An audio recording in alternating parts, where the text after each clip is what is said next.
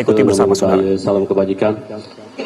Yang terhormat Pak Wakil Jaksa Agung, Pak Jampitsus, Pak Jamintel, Pak Jamwas, serta rekan-rekan media yang saya hormati, baru saja telah dilaksanakan pelantikan pejabat eselon 1 di lingkungan Kejaksaan Agung, dan di depan kita telah hadir Pak Wakil Jaksa Agung beserta Pak Jampitsus dan Pak Jamintel serta Pak Jamwas. Pada kesempatan pagi ini ada yang ingin kami sampaikan terkait beberapa hal. Silakan, waktu dan tempat kami persilakan, Pak. Baik, terima kasih Pak Kapus. Assalamualaikum warahmatullahi wabarakatuh. Selamat pagi teman-teman media yang saya banggakan. Jadi tadi sebagaimana disampaikan oleh Pak Kapus, baru saja kami dilantik oleh Pak Jaksa Agung, ya saya sendiri selaku Wakil Jaksa Agung, Pak Kuntadi menjabat Jampitsus, kemudian Pak Leo Jampidum, Pak Harli Kabandiklat, dan Pak Patis selaku Kaban PPA, yang alhamdulillah telah berlangsung dengan cukup hikmat, ya. Dan tentu saja ini membawa banyak hal, ya, terutama bagi kami pejabat baru dilantik, untuk melaksanakan, ya, berbagai arah kebijakan yang ditetapkan oleh Jaksa Agung, ya. Termasuk juga kami diminta oleh beliau, ya, untuk terus melakukan sinergitas, ya, koordinasi antar lintas bidang, ya, termasuk di internal kami yang mungkin perlu kita lakukan untuk pelaksanaan tugas-tugas ke depan. Yang berikut, teman-teman sekalian, media yang saya hormati,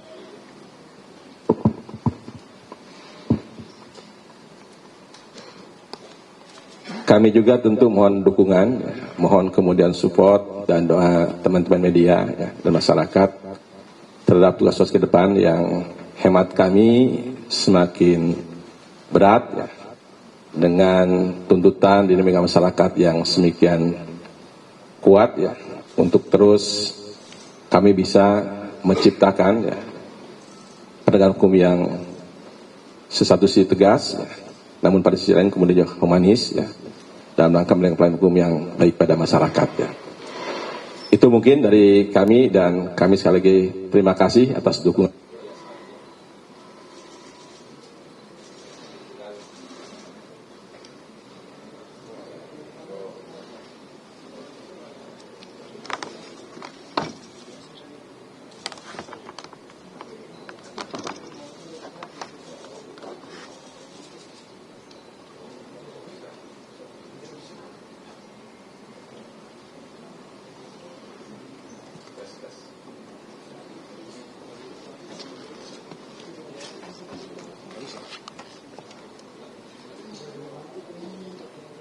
Ya saudara, ini dia jumpa pers setelah dilakukannya pelantikan, di mana memang hari ini Jaksa Agung ST Burhanuddin melantik dan mengambil sumpah jabatan terhadap pejabat tinggi struktural eselon 1 di lingkungan kerja Kejaksaan Agung di Gedung Kejaksaan Agung Jakarta dengan agenda ataupun yang dilakukan pada pagi hari tadi.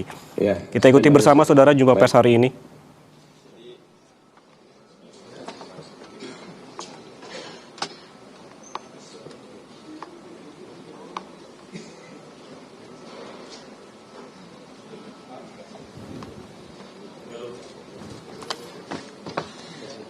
Ya saudara, sejumlah pejabat tinggi ini dilantik, diantaranya Wakil Jaksa Agung, Jaksa Agung Muda Tindak Pidana Khusus atau Jampitsus, Jaksa Agung Muda Tindak Pidana Umum, Kepala Badan Pemulihan Aset, Kepala Badan Pendidikan dan Pelatihan, serta staf ahli Jaksa Agung.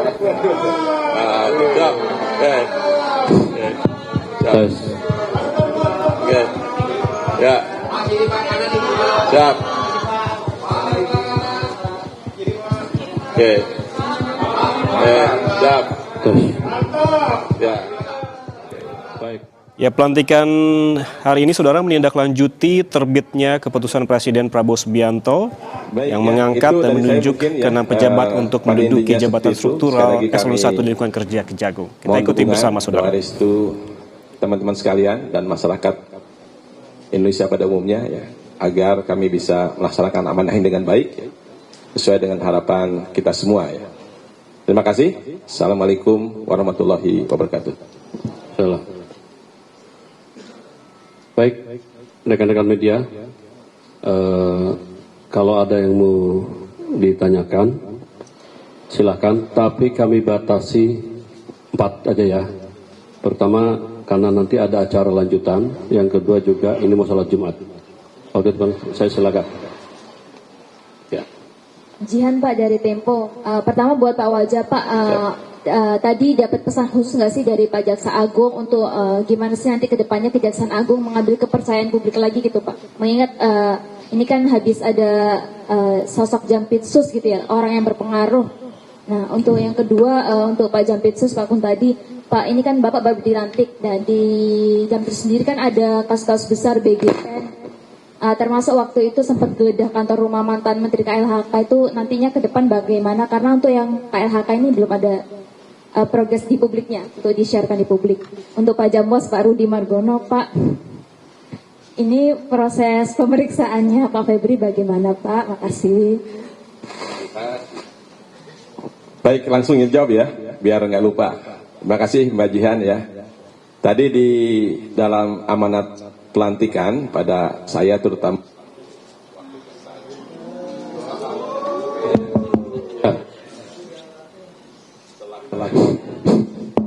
Ya, selaku Wakil Jaksa Agung ya, yang pertama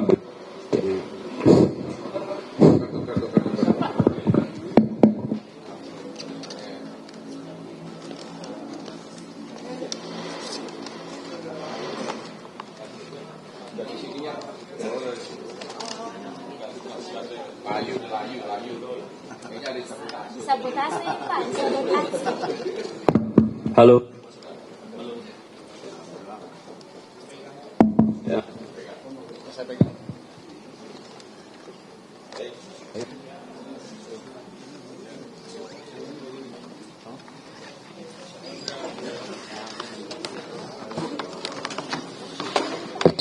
tes satu oke.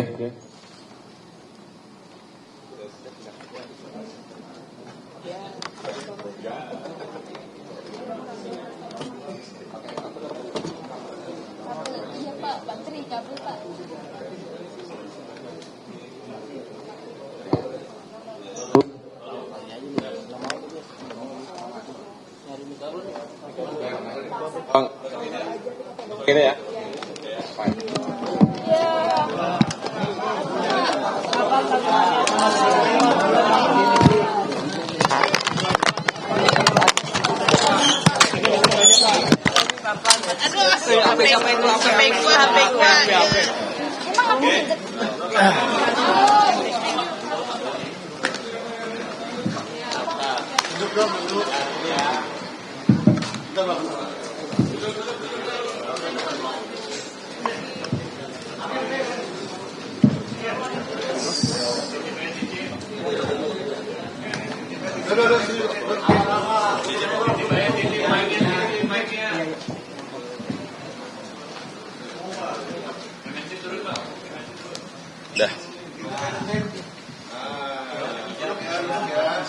Udah, oke. Siap ya, oke ya. Udah. Baik ya, tadi pertanyaan dari Tempo ya, Mbak Jihan, saya bisa jawab ya. Tadi pada saat pelantikan, Pak Jaksa Agung titip pesan kepada saya selaku pejabat baru Wakil Jaksa Agung ya. Antara lain yang menjadi fokus beliau adalah saya pastinya membantu beliau ya untuk melaksanakan seluruh arah kebijakan Jaksa Agung ya. Termasuk juga berbagai rencana kerja ya, dan juga target-target yang sudah ditetapkan oleh Jaksa Agung, termasuk juga kaitan dengan pelaksanaan implementasi KUHP baru ya, baik di bidang PIDUM sendiri, kemudian di PISUS dan PINMIL ya, yang tentu saja perlu ada pemahaman secara komprehensif dari seluruh jaksa yang ada di Indonesia ini. Termasuk juga kami diminta ya, untuk kemudian turut melakukan pengawasan bersama Pak Jamwas nanti ya, agar pelaksanaan tugas di lapangan tentu saja sesuai dengan ketentuan yang berlaku, ya, kode etik dan juga tentang mendukung atau menjunjung tinggi daripada norma yang berlaku ya. Itu mungkin bagian secara umum daripada saya selaku Wakil Jaksa Agung. Terima kasih. Nanti di Pak. Alasan soal pertanyaan Jihan tadi Pak. Jihan dia perlu jawaban yang jelas. Terima kasih. Sesuai dengan arahan Bapak Jaksa Agung tadi dalam kegiatan pelantikan, ada dua hal yang saya garis bawahi adalah lakukan konsolidasi baik ke dalam maupun keluar dan melakukan evaluasi. Evaluasi terkait dengan seluruh penanganan perkara termasuk perkara-perkara yang menarik perhatian masyarakat dan perkara yang dinilai cukup besar, dan itu akan menjadi prioritas saya dalam rangka untuk menuntaskan, termasuk juga percepatan. Hal yang paling harus kami jaga adalah integritas, objektivitas, dan transparansinya.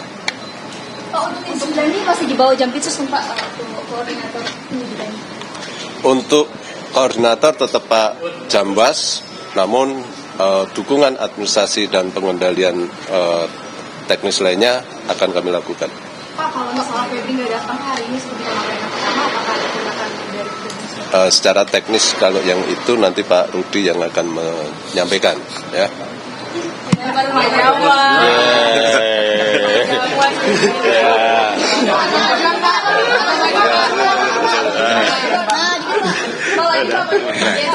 Terima kasih. Assalamualaikum warahmatullahi wabarakatuh.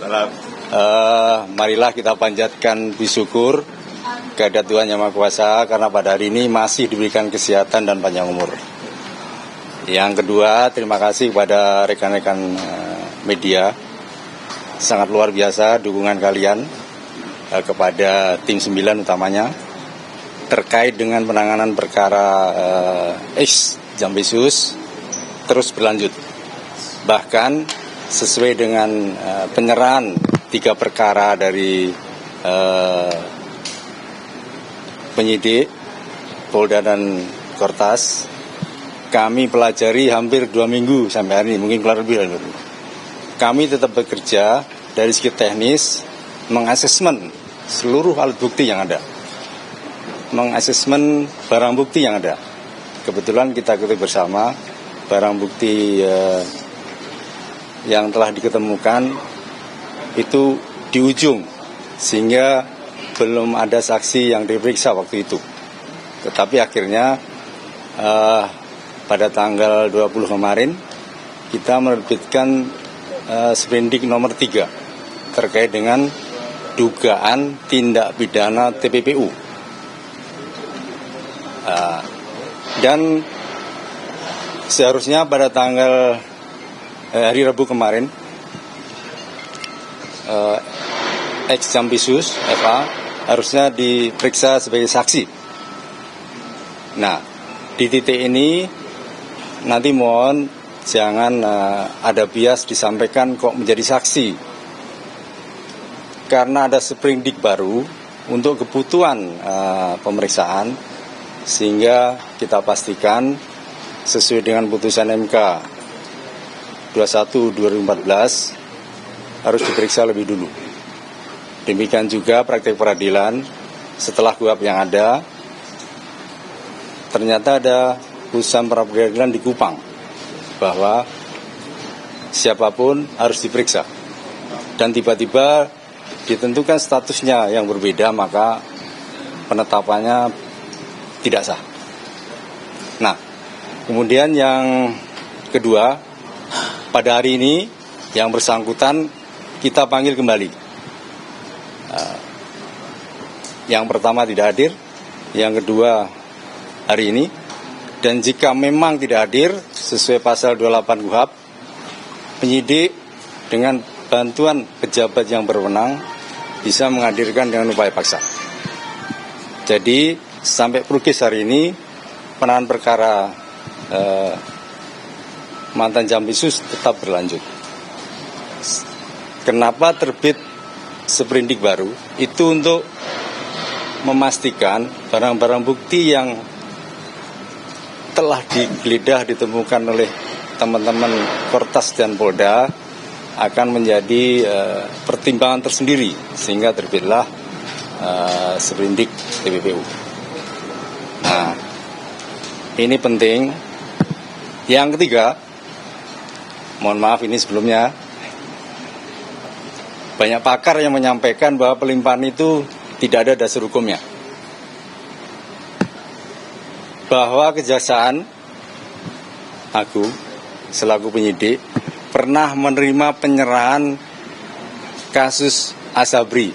Pernah dengar kan? Nah, kebetulan yang menerima pada saat itu saya sendiri selaku koordinator di Pisus. Kalau nggak salah waktu itu ditangani oleh Asabri oleh pihak Polda Metro. Untuk kecepatan maka kita terimalah itu.